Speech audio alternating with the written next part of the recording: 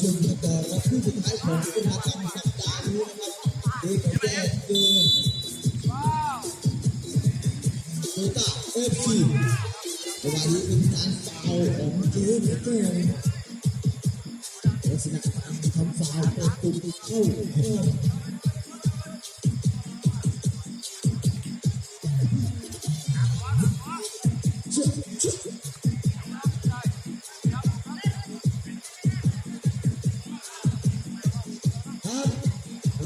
เลยผมแล้วดูยิงโอ้โหลูกชูยิงมาอีกโดนพุ่งได้เลยโดนได้หัวตูมาตับพุ่งตับแล้วก็เข้าทางนี้ไ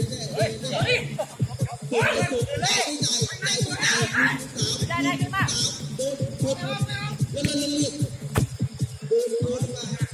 ให้ดีเพื่อเจ้าดูตัดFCเดี๋ยวแจ้ได้ชุมชน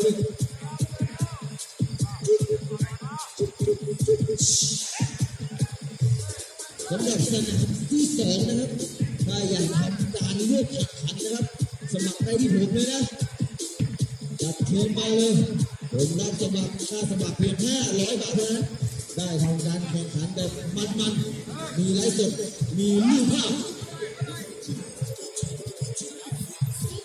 แข่งขันแบบจริงจังมันจะมีอรรถรสมากยิ่งขึ้นนะครับมาสมัครมาสมัคร500 บาทค่าประกันทีม 1,000 บาทสำหรับไปดูไม่แดงนะครับเรียบโอ้ยไม่เข้าเรียนดีแล้วก็จะตึงมาดูออกหลังป้า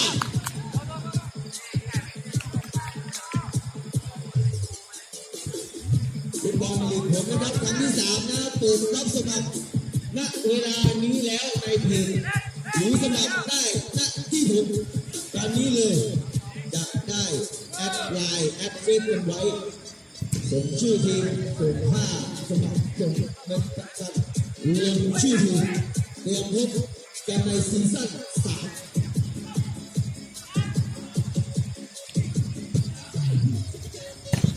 โอ้โห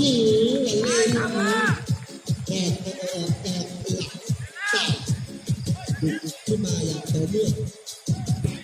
ดูหน้าเปิดแล้วก็เปิดออกอ้าวชุ่มเจ๊ตากเข้านะเจ๊ชุ่มโคกาเจ๊ชุ่มด้วยเรื่องหลังออกทางด้านไหนโคกาบอลออก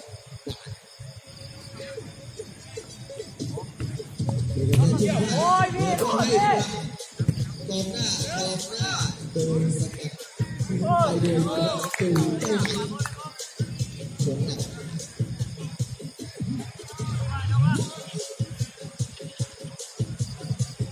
ตรงไหนของเรานะครับเป็นผู้รักษาประตูดีทีมกาวนะครับไม่ใช่ว่าเหนียวนะรับส้มรองเท้านะครับมือเลยติดกาวนะครับใครที่ทำสตาร์ทฉีกขาดเสียหาย อมแซมเย็บหนังเย็บพื้นเปลี่ยนพื้นเปลี่ยนอย่างไรนะติดต่อสอบถามได้ที่ประตูของทีมเจ๊แท้ๆคือเจ้านายของเราได้เลยราคาแค่นี้เดี๋ยวแม่พิกบอลได้เข้ากลางเดี๋ยวแม่ข้างเดี๋ยวแม่สกัดตึงเบต้าออกขวาก็ยิงไม่ยิงโอ้โหเดี๋ยวแม่ได้ทางด้านซ้ายโยนแล้วก็ออกหลังขวา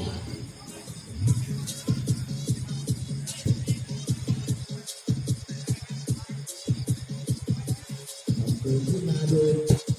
บอลของเบต้าดูบอลได้ไม่ชัดเจนเบต้าทุกคนดูบอลไม่ได้เบต้าถูกบอลตรงกลาง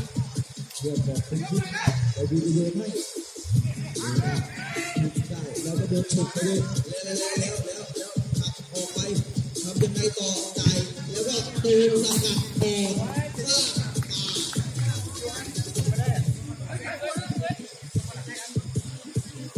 โดยแค่ทุ่มเข้าไปโดยการตัดจากเล่นทีมบอลนะครับเวลา50ศูนย์เหมือนกันโดยนะครับเป็นการเล่นที่บอลชาเลนจ์ที่บอลในกรอบตัวจะไม่มีการสาดซึ่งบอลอยู่ด้านบนนะครับ50จะไม่สามารถมีการสาดได้ก็ชัดเจน100%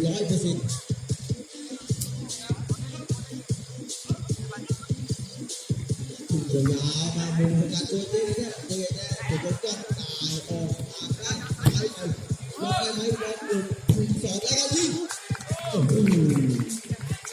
วันนี้เจ๊แจ้งมาถูกว่าครับน่าจะเจ๊แจ้งน่าจะสั่งพริกทำพริกลงเรือนะครับถูกดังมากครับเบต้ากับบอลพลาดอีกแล้วก็เข้ากลางให้ซ้ายล็อกจึ๊กซ้ายไม่ซ้ายโอ้โหเยอะเลยนะลูกนี้เป็นการตั้งเตะขึ้นมาโดยประตูเบต้าเอฟซีโดนเข้าหลังเราดีเข้าข้างหลัง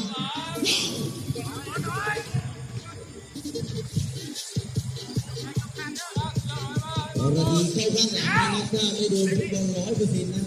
คือฟาวล์แน่นอนนะครับตามกติกาของสมาพันธ์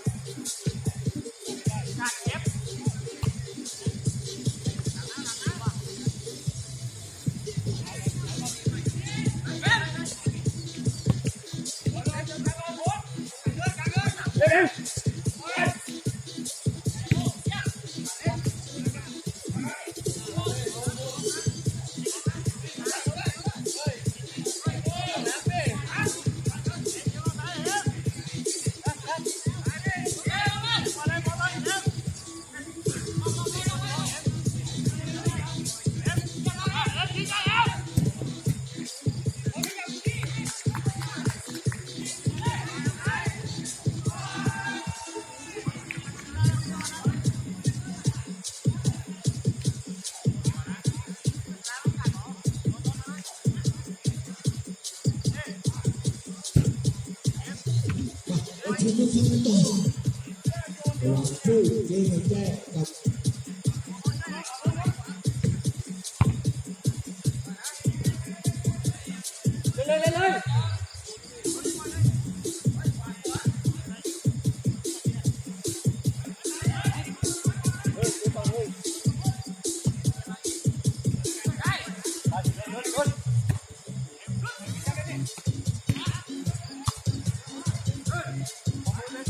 ไปแจ้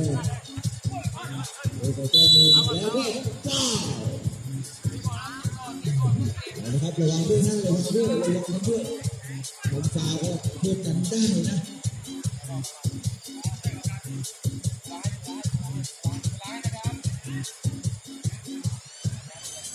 นี่เลยนะครับว่าโดนหัวหรือโดนอะไรนะต้องเช็คเรื่องศีรษะนะครับขอโทษที่ให้มันได้ทำฟาวกัน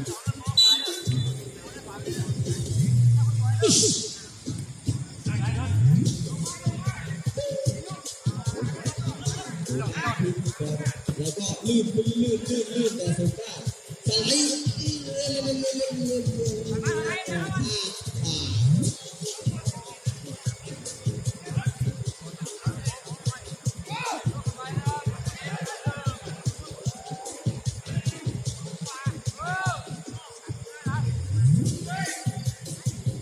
ขึ้นออกไปทางด้านข้างโดยก็โดยได้โดยฉุดว่าโดยตัดมาได้โดยแก้เข้าทางโดยแก้เข้าทางยิงมีเซฟ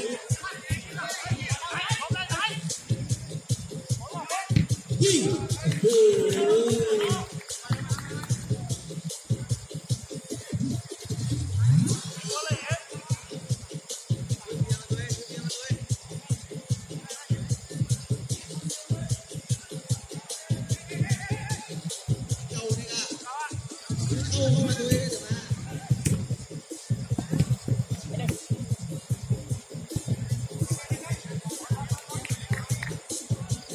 โอ้โหโดนแก้บุกแล้วก็โดนเบียดเบต้าเข้าขวาแล้วทำไงเบต้าดาวขวาชิปโอ้โหใหญ่มากเลยดูสแกนดูมันมีตัวเลือกเข้าดูไก่แก้จบตุ๊กดูจ่ายให้ลูกมาแล้วพลาดนะครับพวกนี้เป็นการบุกของเบต้าเอ็มที่อยู่สายมาติเจ๊ไก่แจ้ออกข้างเบต้าได้ชุด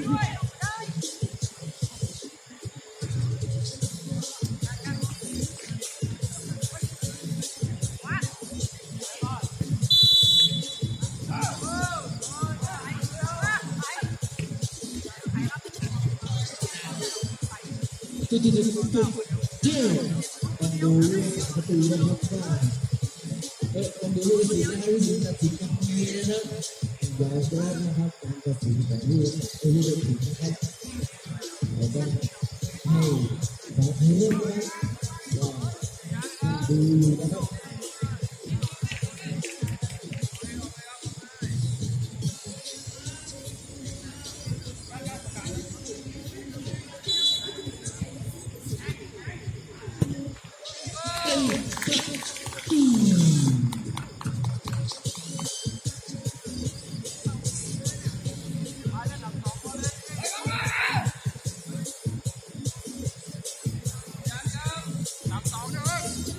เดี๋ยวนี้เราจะทำความสุขกันนะครับฟังกันโดยชิดของเรานะครับเจ้าเองเจ๊เด็กแก่เดี๋ยวนะขับผู้เล่นในกรอบมีโทษเลยโดยเร็วทำการจุดโทษได้ไหมทำในกรอบมีโทษเราดูอยู่นะครับเดี๋ยวเราจะทำซาวนะสุดได้ว้าวอีกแล้วตามทันครับที่แรกอยู่ยังตามทัน1-0เลยโยนย้อยแล้วก็ย้อยออก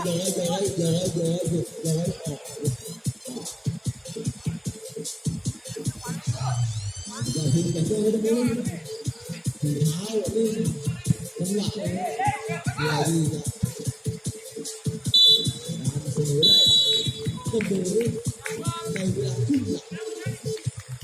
เดี๋ยวมาดู15 นาทีในครึ่งหลังตอนนี้พักจะทำหนาว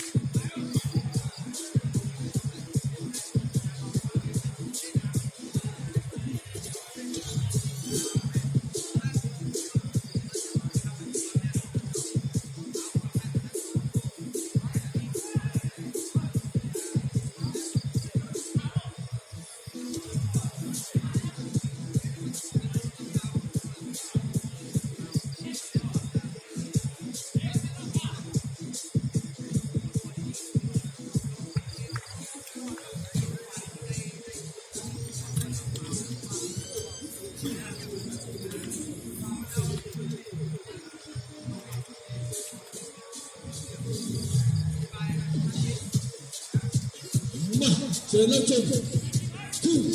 หลัง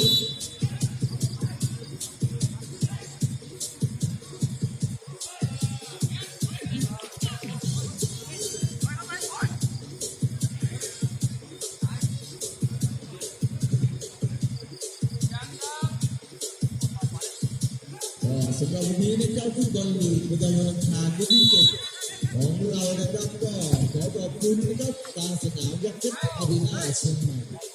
ที่ให้เราได้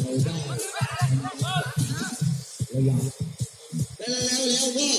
ล้วก็บา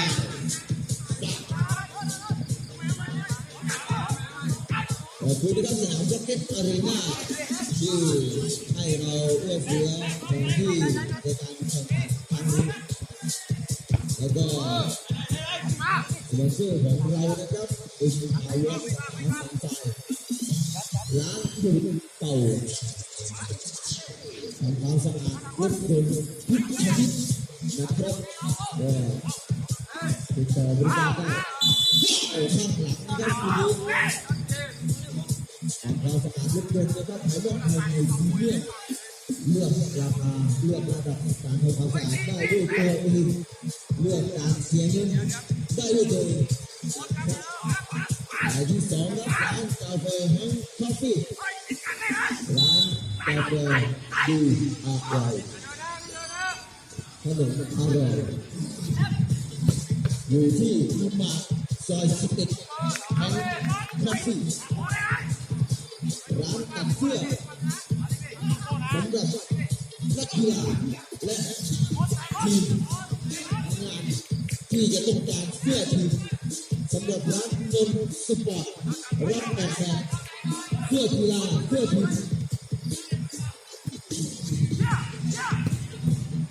แล้วก็เคลียร์ไหมออกบ้าดูสักหนึ่งรายที่คือร้านราตรีข้าวห่อใบตองตายเหลืองเราซื้อหารับประทานกันได้ตอนช่วงเช้านะครับเป็นข้าวห่อช่วงเช้าเขาจะขายประจำเวลาเช้าทุกเช้าแล้วมีหลากหลายหน้านะแล้วแต่ใครจะเลือกว่าขี่หน้าไปสอบถามร้านค้าได้ราตรีข้าวห่อใบตองอันสุดท้ายแล้วน้องจอดอกไม้สดโรงแรมเชียงใหม่รับส่งดอกไม้สดจัดงานเลี้ยงจัดงานสังสรรค์จัดงานแต่งงานโดยดอกไม้สดจากทางสวนดอกไม้สดโรงแรมเชียงใหม่ของน้องจอดก็ขอขอบคุณนะครับสำหรับเงินช่วยของเรา5 ท่านแล้วโอ้โหดึงออกข้างทุกโดยเป็นไงเวลาดูของเจ๊กระแทกโดยกระแทกดูหนักหน่อยแล้วก็โดนซ้ายมาโอ้โหออกเป็นบ้าแล้วจะทำยังไงต่อชิดหายไหมถูกตัดโดนบ้าแล้วก็ยิงหลัง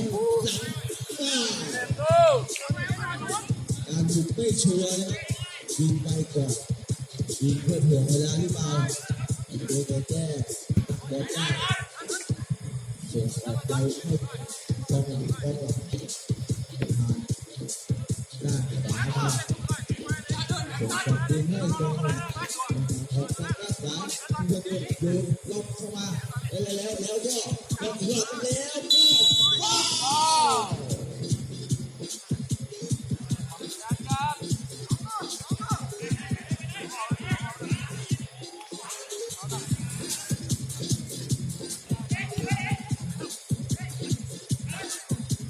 คิดดูดีนะครับเรามารับชมกันว่าจะเป็นประตูหรือเปล่ารับชม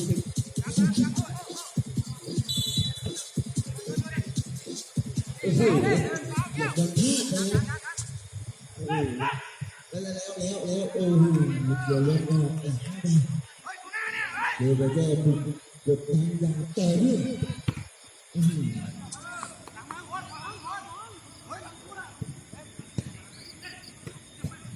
แล้วก็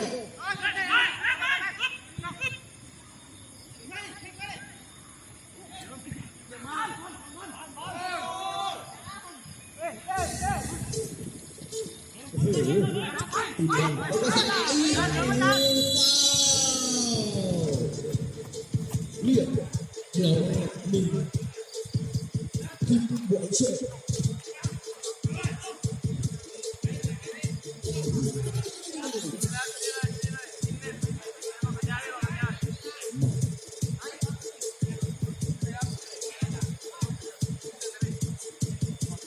แค่หนึ่งจุ้งนะครับสำหรับเจ๊แก่นะจะแปลว่าจะเสมอกันสมัครเจอโอ้โหทำแบบนี้ตัดออกไปบอกให้ยื่นที่ไม่เหลือไม่มีใครเลย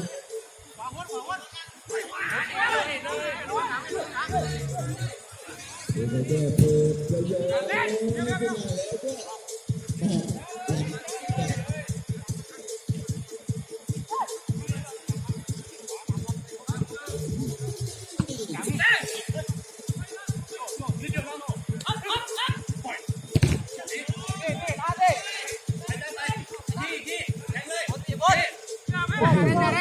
บอลพลาดออกเดินบุกไปสีทุ่มไปมาแล้วก็ยังไงต่อโอ้โหทุ่มไวมา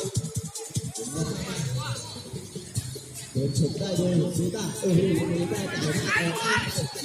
ทุ่มมาโดยดูไหนแก้เดินขึ้นมาเอาคืนเจ้าชายหายทุกโลเจ้าชายโลเดียวยังไงล็อกแล้วก็เปิดออกมาดูตาจับขาโดด2 ที่ 3 ที่ตายออกเส้นหลังเข้าเส้นหลังแล้วก็ยิงเริ่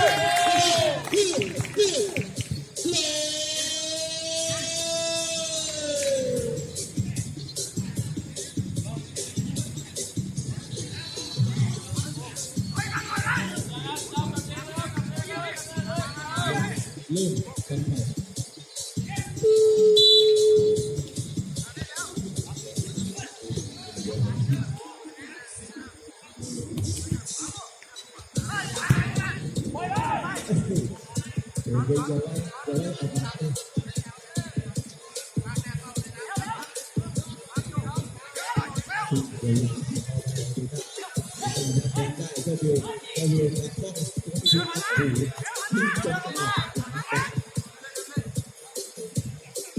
ทุ่มเข้ามาโดยเจ๊แค่เจ้าชายขายก๋วยเตี๋ยว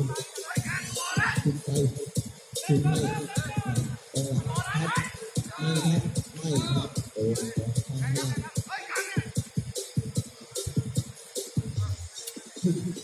เขาเล่นเจ๊แค่เจ๊ภาคใต้โอ้โหจิ้มออกมาด้านข้างแล้วเจ๊ก็ออกหาขึ้นมาแล้วก็ยิงออกหลังไป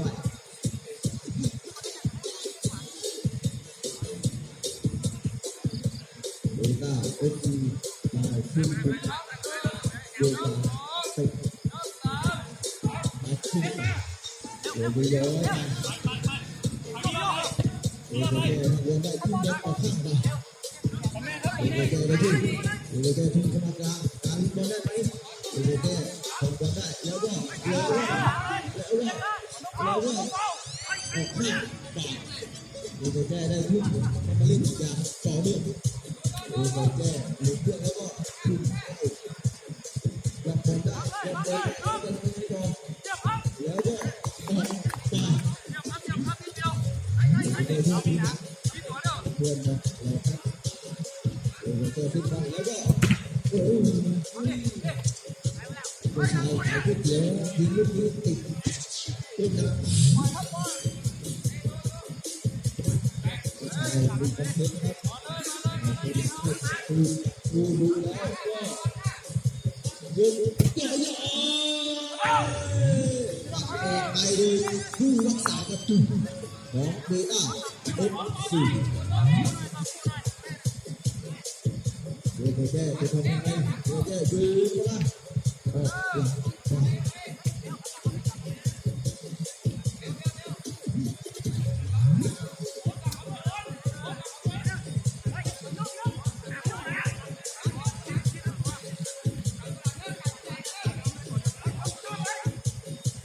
แก้ต้องอย่างแข็งแรงครับแล้วก็โอ้โหวันนี้มันมีตัวแก้เข้าแน่นอนนะประตูนะครับสุดยอดพอดียัดไปเลยแก้ขาไทยก็ไม่ต้องเสียใจครับแบบนี้ก็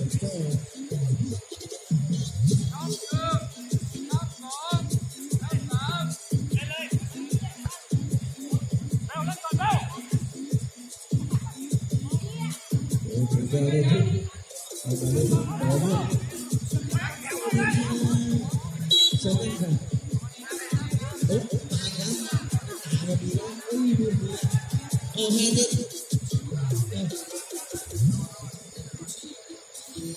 เอามือหนักลูกน้องนั่งบนนะ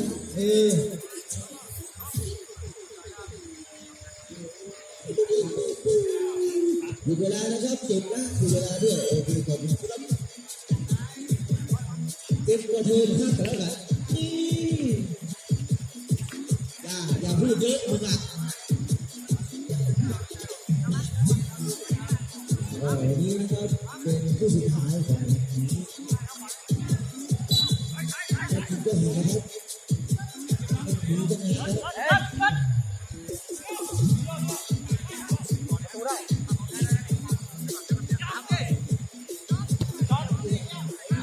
เพียงอะไรนะครับผมนะครับโอ้ขวัญเมื่อนะครับขวัญเมื่อตรงนี้แล้วก็โอ้โหมาจิ้มข้างหลังไม่จ่ายโอ้โหเขียวล่าครับถ้าเป็นภาษามวยนี่ได้แต้มครับเขียวล่าเสียตรงเลยโอ้โหเชิงมวยดีแล้วเขียวล่าน่าจะเดินเยือนมวยมาจากที่ไหนสักที่เราเขียวล่าได้แต้มครับก็สวัสดีสปอนเซอร์หลักเป็นทางการของเรานะครับผู้สนับสนุนหลักของเราและอุปถัมภ์ด้วยราคาต่างๆนะครับ CEO ประจำมิตรของเรานะครับนี่ได้แต่หลัง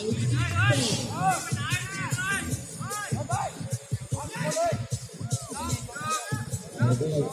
รับชมกันเวลาที่เหลือนะครับดูว่าเราจะทำยังไงกับประเทศนะครับโอ้โหมันเป็นการไม่ใช่เหยียบนะครับมันเป็นการกระแทกนะครับถ้าการกระแทกแบบแรงๆกรุณาเอาไปใช้บนเตียงนะครับอย่าเอามาใช้ในสนามนะครับในสนามเขาเรียกว่าการเพียรนะครับดูผู้ยืนถ้าได้จะเป็นการกดดันเพื่อจะเสมอรับชมโอ้โหยิงฟรีคิก2 รอบนะครับออกทางด้านขวา2 รอบนะครับโอ้โหหาประตูเราไม่ได้ออกหลังได้ดูไม่ต่อแล้วก็แล้วก็ดูเตต้าสกัดออกไปเตต้าได้เลยเตต้าโดนที่บอลแล้วก็จะออกไปเองนะครับคุณผู้ชมเปลี่ยนคนที่รับดู2ใหญ่ว่ายิงเวลาที่เหลือก็เป็นว่าต้องมีเสมออันดับแรกแล้วค่อยหาลูกมีเสมอ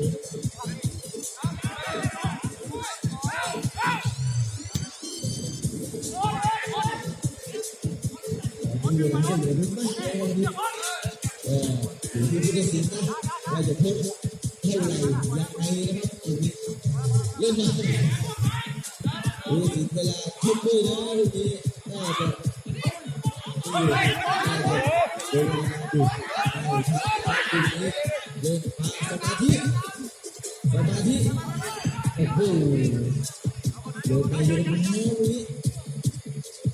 เดี๋ยวเจอนักมวยติดกันแล้ววันนี้เดี๋ยวลิขิตดูแล้วนะครับไม่ใช่อะไรอ่ะจิ๊บโอ้โหเกือบจะตรงมือได้ขึ้นบนเป็นเดียว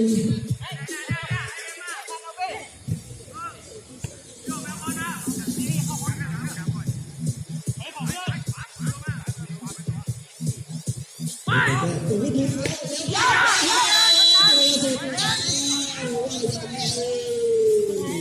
ไอ้แดงเตะตึงเลือดไม่เลือดโ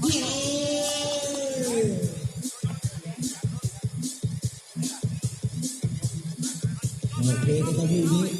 โอ้โหน่าเสียดายนะครับต้องยอมรับนะครับว่าต้องทำฟาวล์ไว้ก่อนเพื่อไม่ให้เสียลูกเพิ่มนะครับในสกุลของผู้รักษาประตูของทีมเบอร์เดอร์เดี๋ยวใครเป็นผู้รักษาประตูใครเป็นผู้รักษาประตูยกมือมาเปลี่ยนลงไปอ่ะ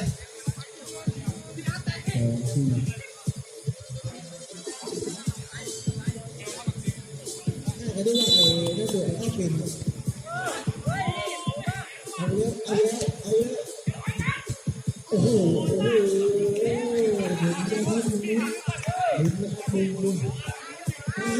นี้ทำประตูได้แสดงว่าทีมคนไม่มีประโยชน์เลยพูดเลยโอ้โหเดี๋ยวเขาแก้ได้ครับโอ้ตัดเห็นนะครับโอ้ชะลอการเล่นครับเรียบร้อยรอสัญญาด้วยรอสัญญาผู้รักษาผู้ตัดสินจะทดเวลาให้อยู่แล้วครับคุณนี้เป็นไงครับโอ้โหแล้วก็น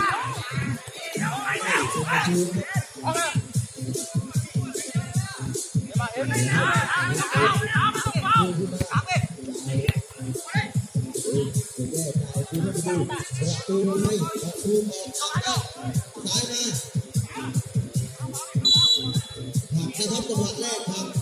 โอเค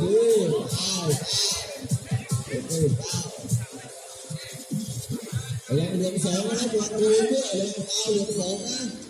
วางด้วยเดี๋ยวแบบหน้าจะไม่ได้ลงนะครับพับหนึ่งแบบตามกติกาสากลนะครับแล้วก็เดินมาเอาหัวไหมแล้วก็ไม่ได้แน่บังไว้อยู่แล้วก็โอ้โหแค่บอลออกมาจิ้มโอ้โหเราจะได้ยินว่าโอ้โห